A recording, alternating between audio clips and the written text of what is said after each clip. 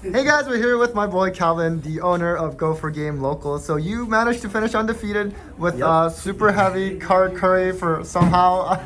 I mean, you love your Karakuris. I don't know why, but what's your thoughts on the deck? So, I played Karakuri back in 2012, 2013 when they first came out. Very fun deck, just because you can turbo out so many synchros, the Geargias as well.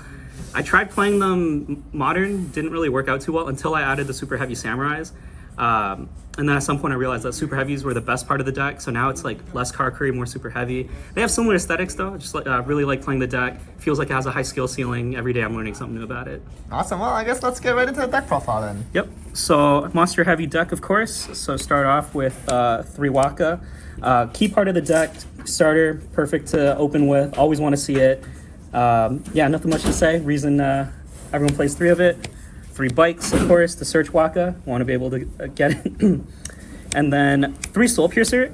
Now, without Scarecrow, this card is not as good, but in terms of consistency, it's really nice to see it. If I can summon a level 1, link it off with this attached, I still get to search. Or one of the plays I really like doing is normal summoning this, contact synchroing with Revolution Synchron into Black Rose, and then chain blocking the Black Rose using this. So I get a search and I nuke the board. Very hard to respond to. Not much more to say.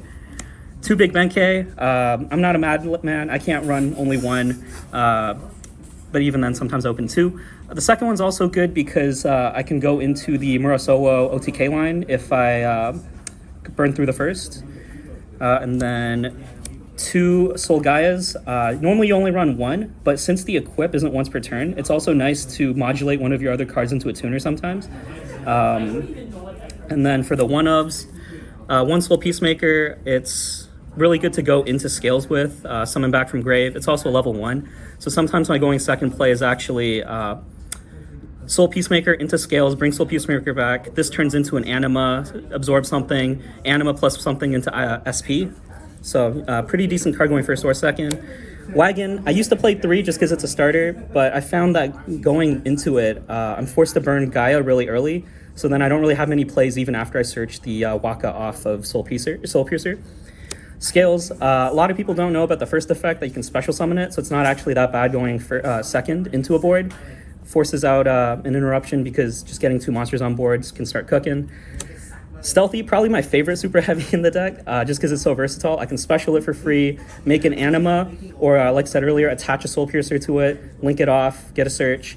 Also, the second effect where I can just steal one of my opponent's cards. If I get impermed, worst case scenario, I stealthy, steal the imperm, and now I have an interruption on their turn. Also works for stuff like Called By, Talents, Thrust, cards I can't afford personally.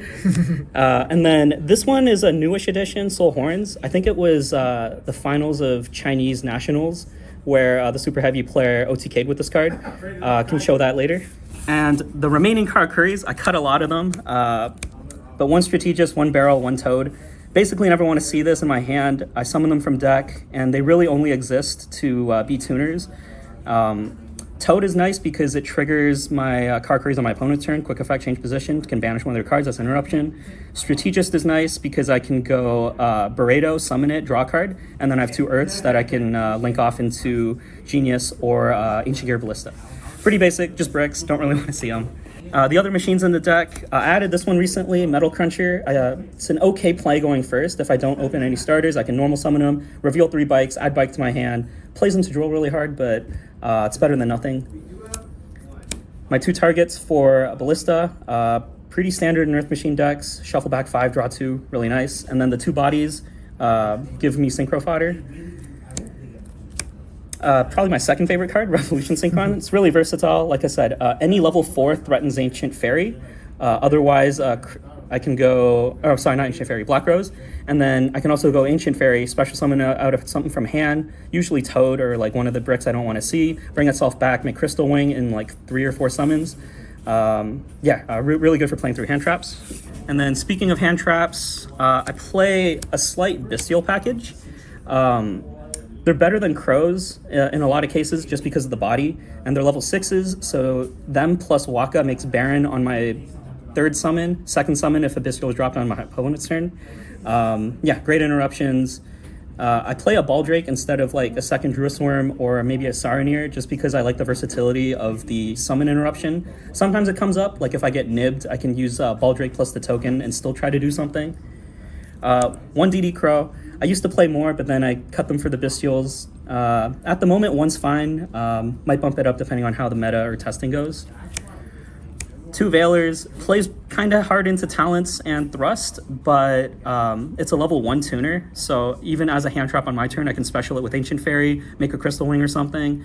I don't know. I like it too much to cut it. And then two Trolls. This is more as a cross-out target going second or game 2 or 3, but you know, sometimes it's just a blowout card against certain matchups. And then 3 Ash. Pretty self-explanatory. Standard, I think. You want to be able to negate a lot of cards like Branded Fusion. And then 2 Nibs, also cross out targets, but it's also nice to just have, same as Droll. If I resolve it against certain matchups, it's a pretty big blowout card. And then 1 Saphira. This one is because a lot of the times I get hit with an Imperm or Veiler on my Barreto, and it just cuts off a lot of my options. I don't play too many, just testing out one for now. I kind of like it. It's also good to force through the Soul Piercer Black Rose play I mentioned earlier, because one of the only outs to that is something like an Imperm or Veiler, and then I can just block it with this. Also searchable off Magma. And then for extra deck, I got the 3 Karakuri boss monsters. Honestly, the heart and soul of the deck makes the whole thing possible.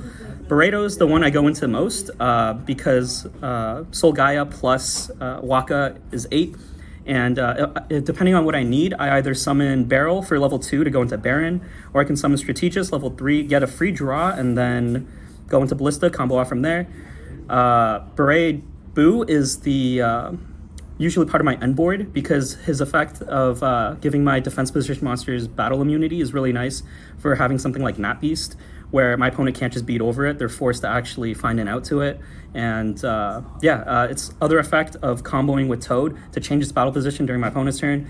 Even if they try to put out an out, I can just banish it with him. It's a really good card. Bure, I go into it less frequently, but if depending on my hand and extenders and I need to go into a level 7, he's sometimes the only option. Him plus Strategist as Baron is kind of nice. And his second effect, I can switch a Nib token to attack, for example, and then swing with it anyway if I'm going second. Just a lot of utility out of these guys. I used to play more. Extra deck space kind of filled up really quickly, and I had to cut a couple. I play one Masurawo. It's part of the OTK line. Basically, I summon Waka, get Big Benkei to grab Soul Horns, and then Waka effect, pitch something, summon my second Big Benkei, synchro into this guy in defense, equip Soul Horns, and then I can attack twice for 8k. Baron, pretty standard, I think. Usually I try to go into it as fast as possible so I can be safe from Nib or Droll. Other times it's just part of my end board. Good for going first, decent for going second because of the pop. And the Signer Dragons, play 1 Black Rose, 1 Ancient Fairy. Black Rose, like I said, it's great with Revolution because nobody sees it coming. These days, like I normal summon Soul Piercer, they just have to go, oh, thinking, because if he has Revolution, I'm about to get board wiped. Ancient Fairy is great. It's an extender, special something from hand. Usually, like I find myself summoning Toad and Veiler a lot with it. Get them out of the hand. 1 Crystal Wing, pretty much same as the other 2. It's really easy to go into with Ancient Fairy plus extender from hand, or just bringing back Revolution plus one of the 7s.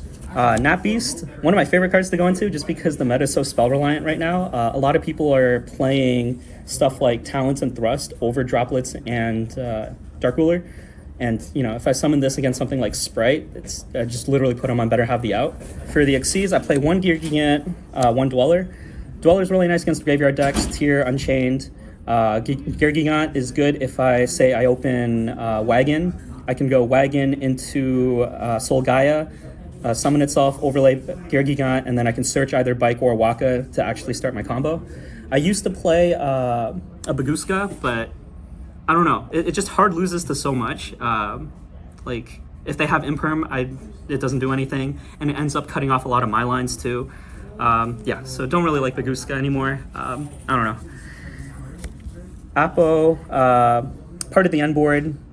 Pretty nice card to have. Usually if I have a Genius or Ballista, it's just 2 free link materials to go into it.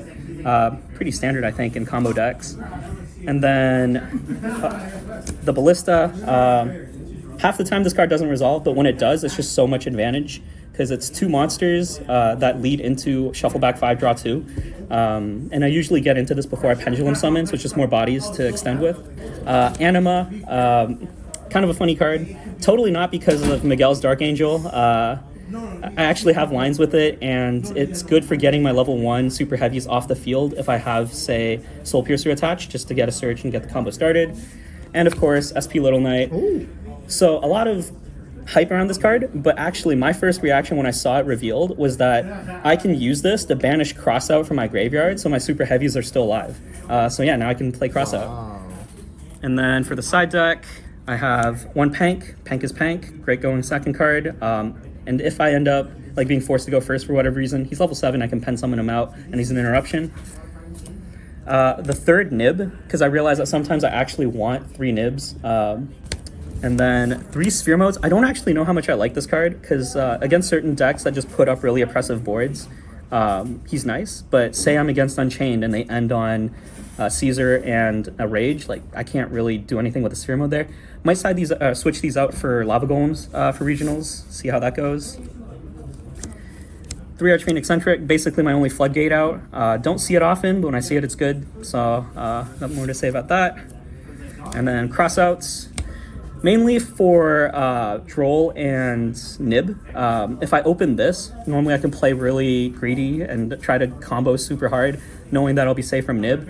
And it's actually in some ways safer than, say, having a Baron up early, because a Baron can get hit with Nib Imperm.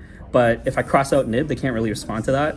And then I side 1 Genius, just because extra deck space got so tight that, I don't know, I think 16 would be ideal.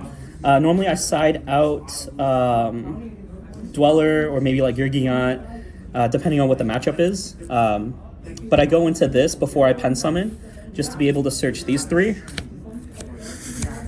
Funny cards, these 2, if I don't get to use spells or traps, well, neither do you.